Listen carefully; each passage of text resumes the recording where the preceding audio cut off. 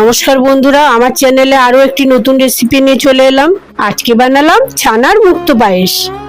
আপনারা পুজোর মধ্যে যে কোনো একদিন এটা বানিয়ে খেতেই পারেন।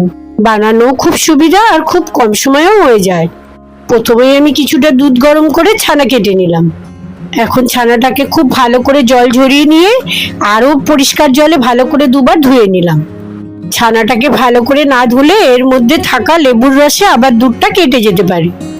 এখন ধোয়ার পরে খুব ভালো করে জল ঝরিয়ে নিতে হবে। ছানাতে যেন একটুও জল না থাকে, না হলে ছানাটাকে ভালো করে মাখা যাবে না। এই মিষ্টিটা বানানোর জন্য ছানাটাকে কিন্তু খুব ভালো করে মাখতে হবে, একদম স্মুথ পেস্ট। এখন ছানার মধ্যে পরিমাণ মতন চিনি আর 1 চামচ ঘি দিয়ে ভালো করে মাখতে হবে। চিনির গুঁড়ো ব্যবহার করলে এটা খুব মসৃণ হয়, তাই আমি এখানে চিনির গুঁড়ো ব্যবহার করেছি। ভালো করে মেখে এটাকে একটা স্মুথ ডো তৈরি করে নিতে হবে। এখন এখান থেকে অল্প অল্প ছানা নিয়ে ছোট ছোট বলের মতন তৈরি করলাম।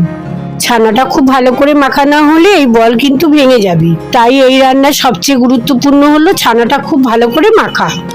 এখন একটা কড়াইতে ঘি ব্রাশ করে এই বলগুলোকে একটু টস করে নিলাম। দেখুন, এগুলোকে একটু হালকা গোল্ডেন হলেই আমি নামিয়ে নিলাম। এদিকে আমি আরেকটা কড়াইতে 500 গ্রাম দুধ গরম করতে বসিয়ে দিলাম। দুধটা খুব ভালো করে ফুটিয়ে নিতে হবে আর ক্রমাগত নাড়িয়ে যেতে হবে। এখন আমি সুগন্ধের জন্য 2টো এলাচ ফাটিয়ে দিয়ে দিলাম আর সাথে সাথে চিনিও দিয়ে দিলাম।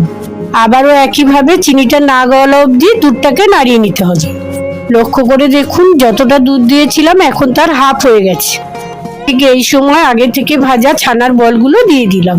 ব্যাস, এটাকে আর কিছুক্ষণ ফুটিয়ে নিলেই রেডি হয়ে যাবে ছানার মুক্তো পায়েস।